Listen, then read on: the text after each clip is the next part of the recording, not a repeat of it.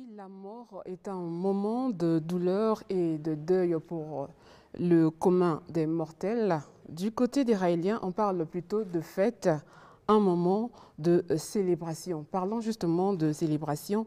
Les Raéliens du Congo, on organise cet après-midi une célébration autour du décès du premier guide national raélien décédé le 2 septembre. Nous en reparlerons dans un instant. Ephata, ouvre-toi, ce sera le thème d'une campagne d'évangélisation du côté de la communauté chrétienne La Caverne. Le pasteur Pascal Oweli est déjà dans nos murs. Nous parlerons également des vertus mystiques de la plante Momordica charentia, dont les secrets mystiques n'échappent pas à Lubasu Lwakanda. Peuple du studio 210, bonjour et bienvenue dans le journal des religions.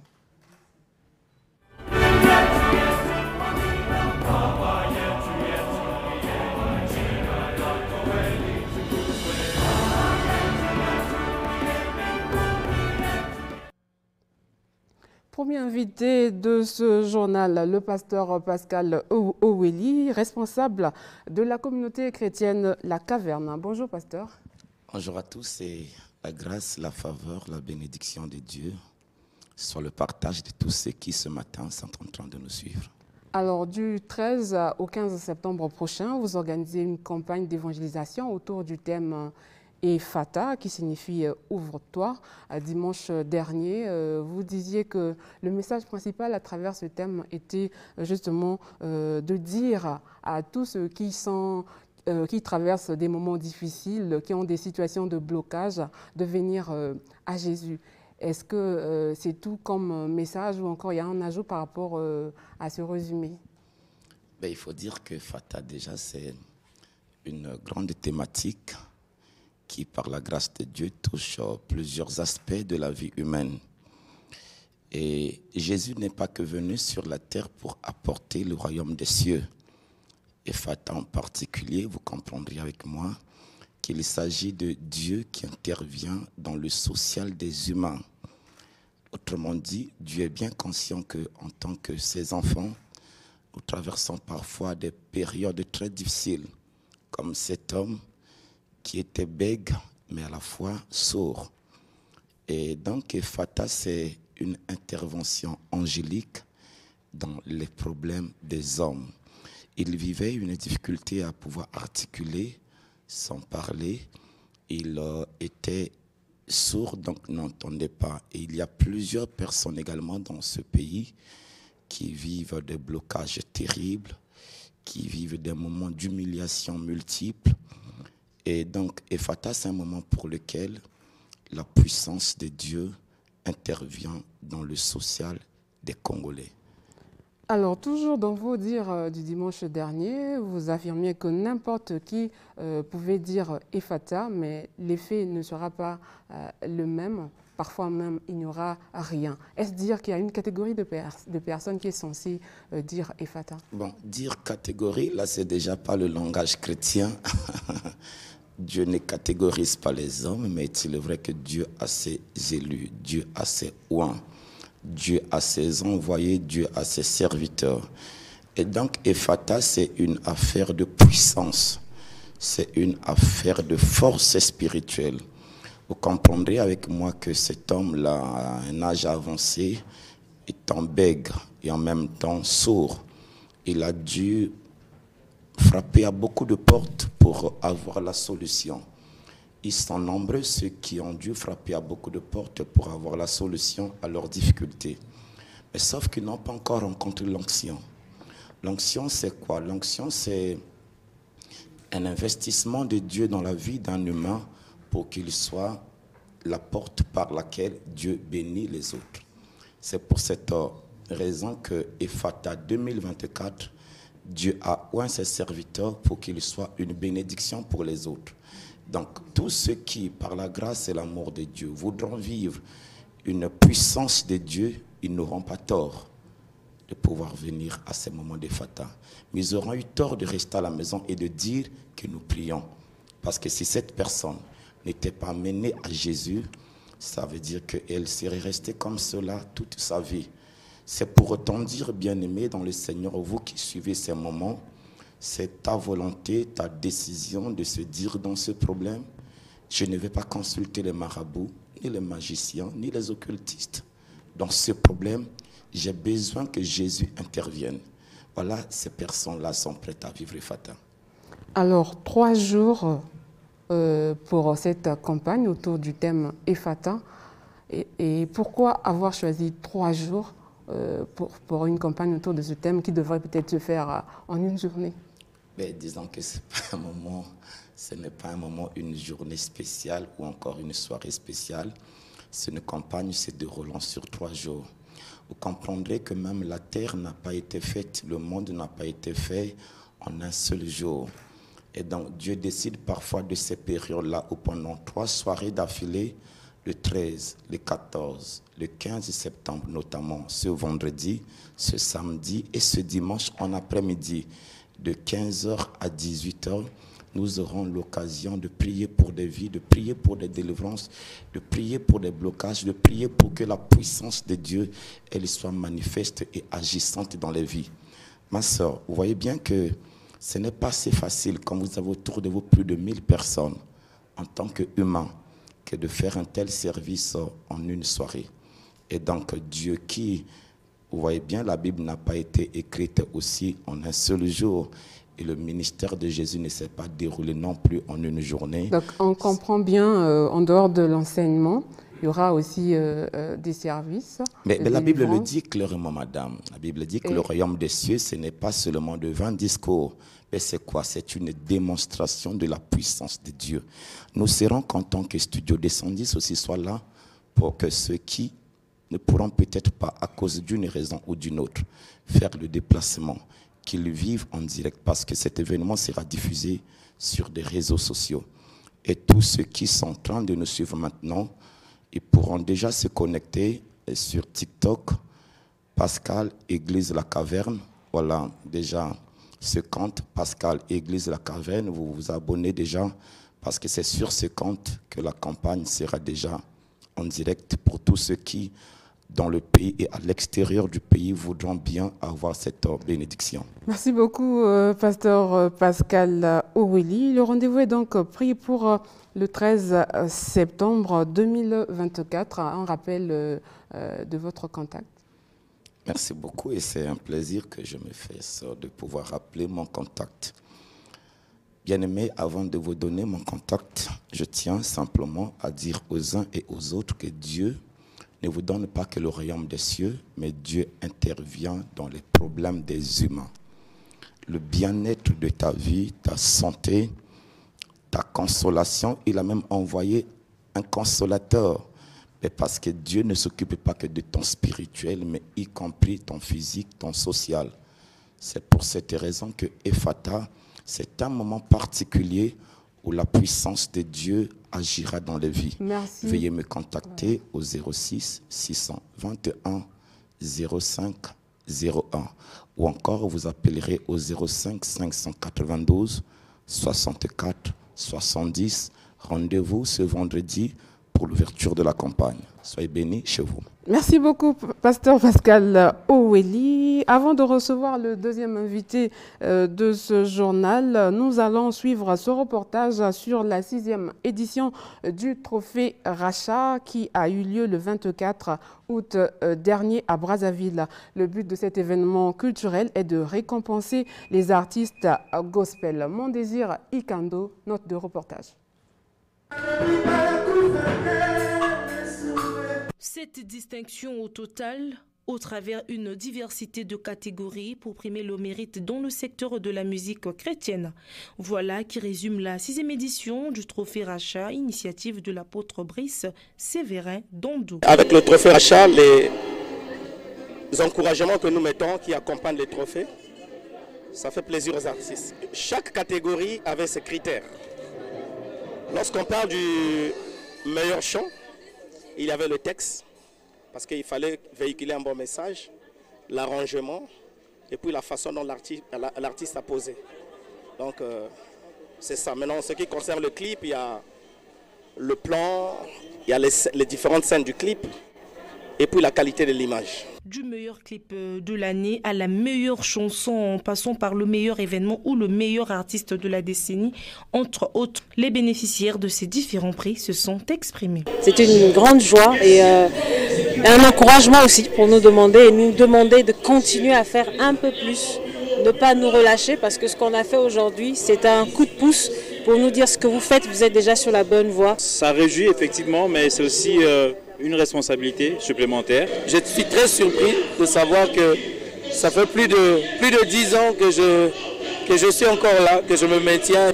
C'est quand même par mérite. Je bosse d'arrache-pied et quand c'est encouragé, ça nous encourage de plus belle. Et pour clore cette 6e édition du Trophée Rachat en bonté, la prestation du groupe ILEM, récipiendaire de la meilleure prestation de cette cérémonie de remise de prix. Merci bien, mon désir Ikando. Bonjour, pasteur Ange, bienvenue à Luna. Bonjour, madame la journaliste. Je rappelle que vous êtes le visionnaire de l'église La Vie en Jésus-Christ. Et avec vous, ce matin, nous parlons d'un thème qui est donc une sonnette d'alarme, en d'autres termes, parce que le thème, c'est « Si je savais ». Alors, cette expression exprime le regret. Et vous, en choisissant ce thème, comme je l'ai dit tantôt, vous tirez une sonnette d'alarme. Alors, à qui vous vous adressez concrètement? Oui, madame la journaliste, je m'adresse à tout le monde et particulièrement ceux qui évoluent dans l'ignorance. Parce que la Bible dit dans Osée 4, 6, si mon peuple se perd, si mon peuple périt, parce qu'il leur manque la connaissance. Si je le savais, c'est un signe de regret. Savez-vous aussi que la vie, c'est un problème de choix. La vie se base sur un problème de décision. Un mauvais choix, une mauvaise décision va vous entraîner dans ce que nous avons appelé ce cri de regret. Alors, c'est un cri qui vient de l'ignorance. Un cri qui vient de l'ignorance. Donc, ici, on s'adresse à tout le monde et on s'adresse également à ceux qui prennent leurs décisions précipitamment, sans raisonner, sans réfléchir, sans discerner. Et voilà le piège où ces personnes tombent, parce que celui qui ne connaît pas finira par tomber et rejoindre ce cri de regret. Est-ce que, spirituellement parlant, le regret exprimé peut faire office, ou bien ça peut faire office d'un désir de repentance? Oui, c'est possible. C'est possible. C'est à cette occasion où nous sommes, par exemple, dans Apocalypse 12, versets 7 à 9. Et la Bible dit qu'il y a eu la guerre dans le ciel. Michel et combattir le dragon, ça s'appelait le diable. La Bible dit qu'il fit être précipité sur la terre. Alors, donc, si le diable savait ce qui lui devait être arrivé, il n'allait pas se rebeller. Alors, vous savez que le diable, il est arrogant. Le diable, il est hautain. Sinon, s'il pouvait se repentir, et aujourd'hui, on ne parlera pas de lui dans ce sens. Il ne devait pas être précipité sur la terre. Donc, il peut arriver qu'en commun, il peut arriver qu'on peut se glisser dans une erreur. Il peut arriver qu'on se retrouve dans cet état. Mais c'est possible de se repentir. C'est possible de prendre la décision de revenir vers Dieu.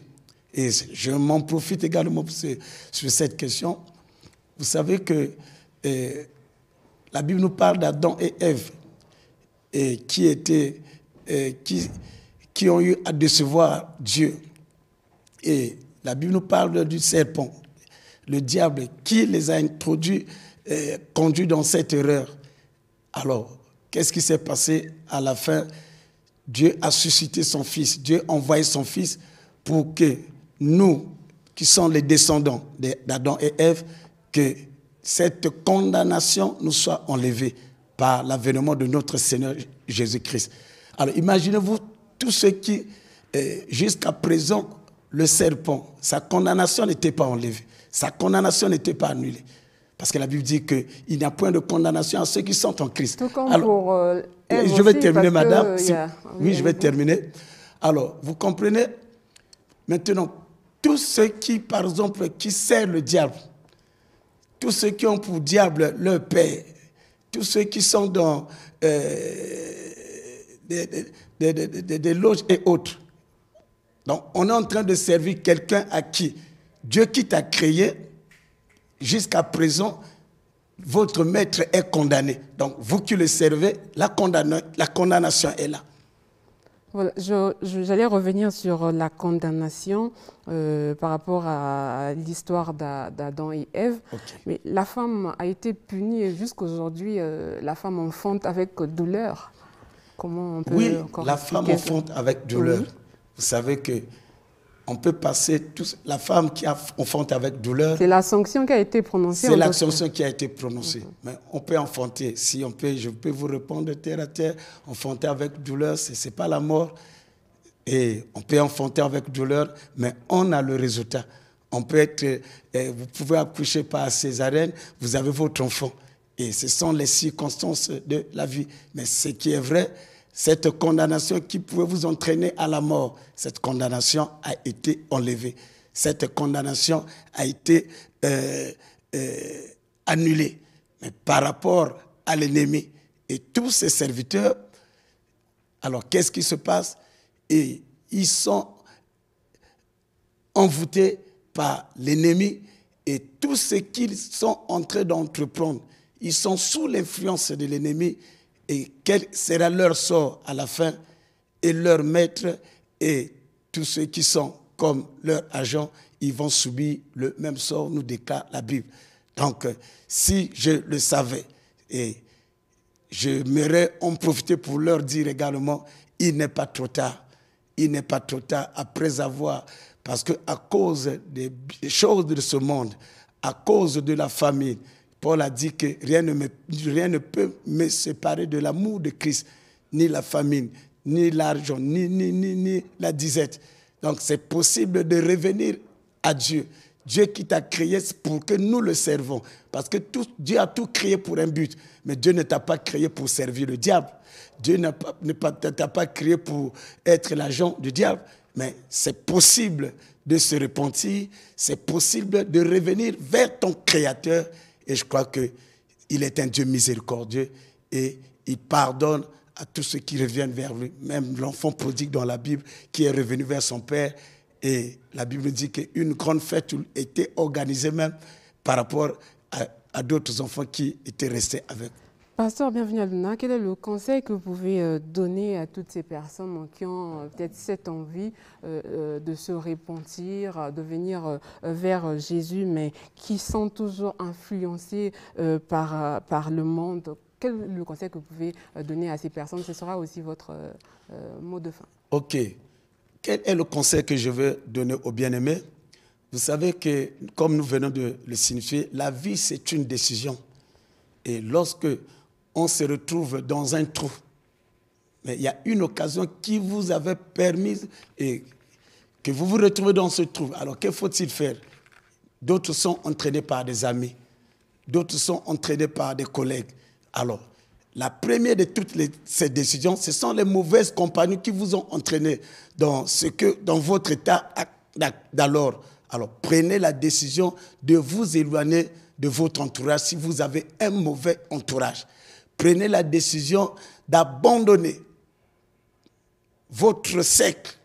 Parce que si c'est un mauvais cercle, éloignez-vous de ce cercle. Et lorsque vous allez décider, et de cette décision, c'est de revenir à Dieu. On revient à Dieu comment?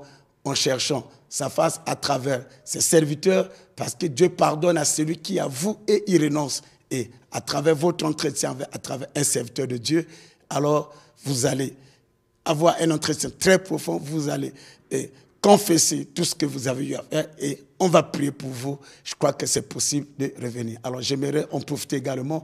Alors la décision, il est difficile de prendre une décision sans Christ. Et c'est Le Saint-Esprit, c'est un esprit de force.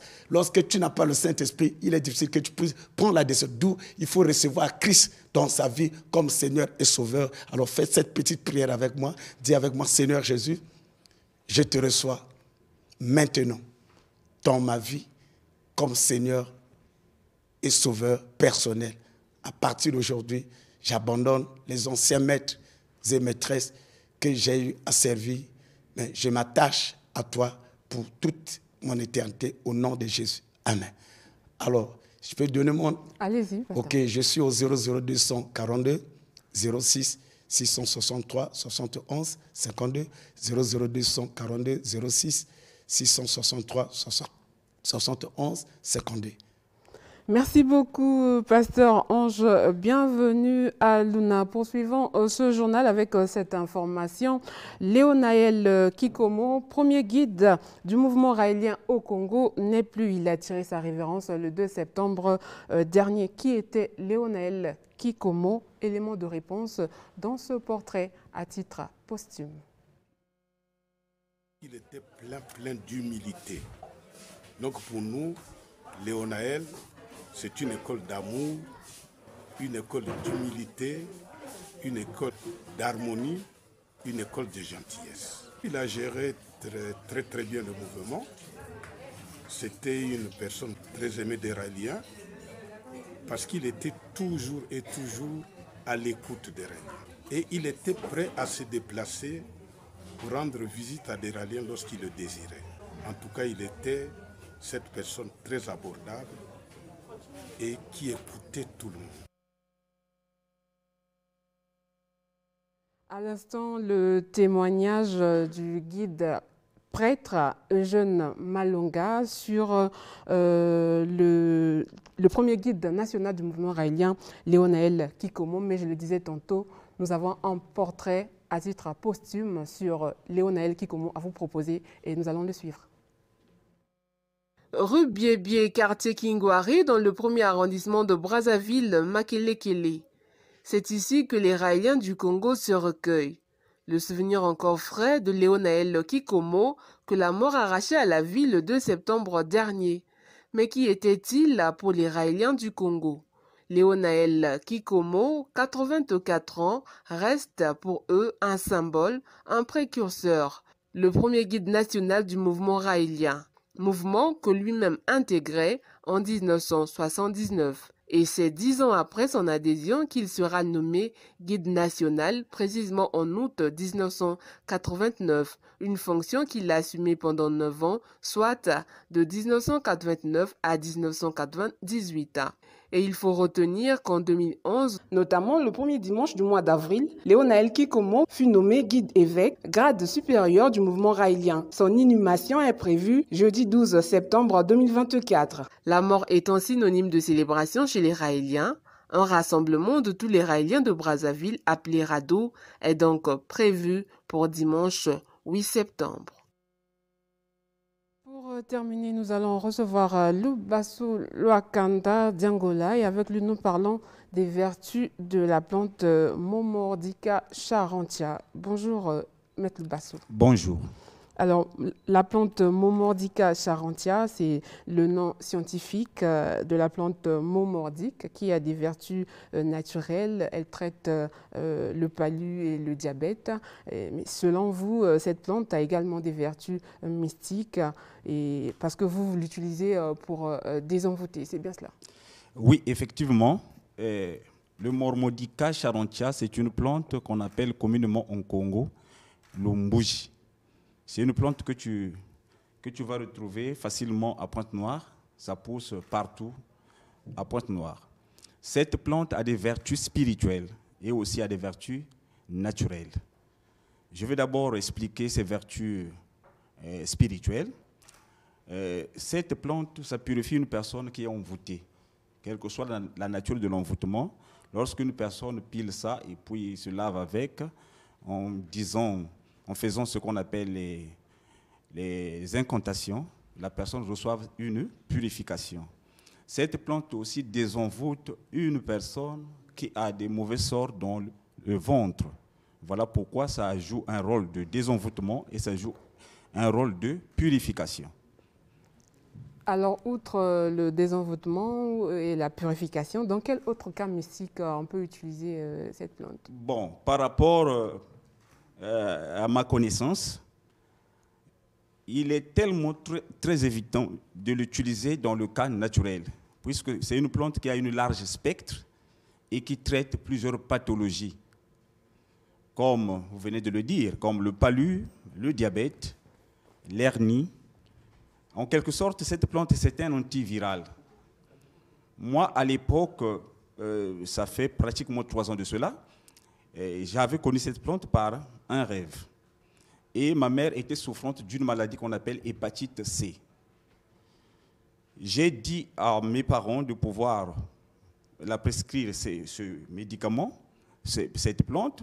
Mes parents ont dit que non, les plantes ont des conséquences affreuses, ça peut l'entraîner à la mort. Voilà pourquoi on s'est focalisé à acheter un produit qu'on appelle le Ledvir qui coûtait 11 millions pour traiter l'hépatite C.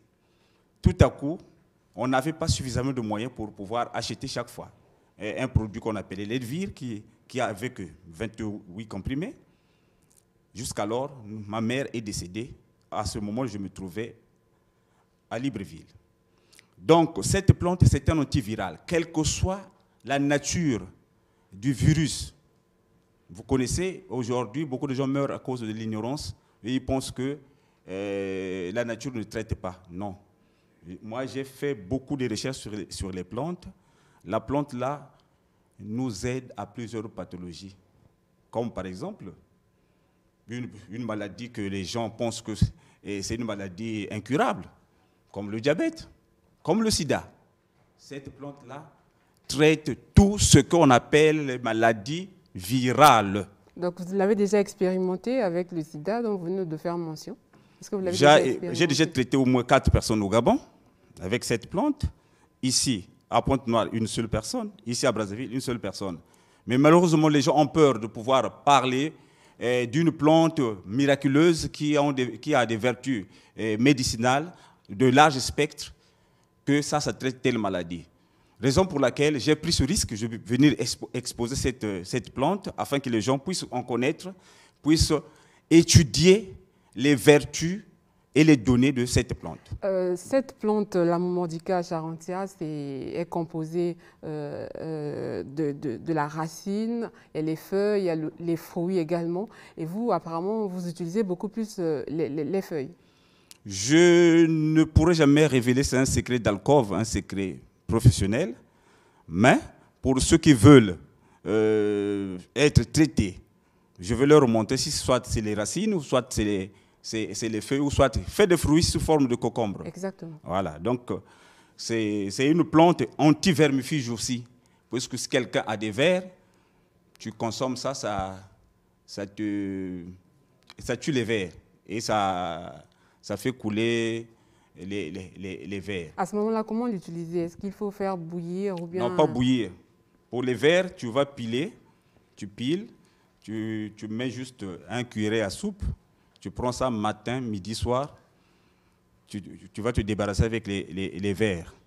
Et puis, on utilise aussi pour l'hernie, la pointe d'hernie, cette plante. Chez nous, l'hernie, on appelle ça moussunda en langue. Ou kibinda, si lorsque la grosseur est devenue très épaisse, c'est là où on appelle kibinda. Donc ça, c'est parmi les plantes les plus efficaces pour traiter l'hernie. Cette plante est vraiment merveilleuse. Donc c'est une grâce pour vous, à tous les téléspectateurs qui me suivent, de pouvoir vous montrer cette plante qui se trouve partout en Afrique subsaharienne. C'est facile à trouver. Et pour ceux qui veulent faire des recherches sur la plante, le Momordica charentia. Voilà son nom scientifique, chez nous, Lumbuji.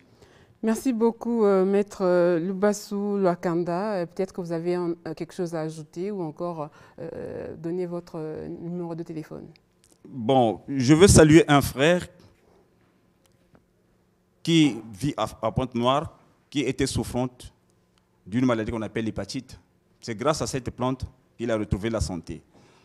Donc, vraiment, je le salue, Tata Régis à Pointe-Noire. Bon, pour ceux qui veulent me contacter, je réponds au 04 014 09 21.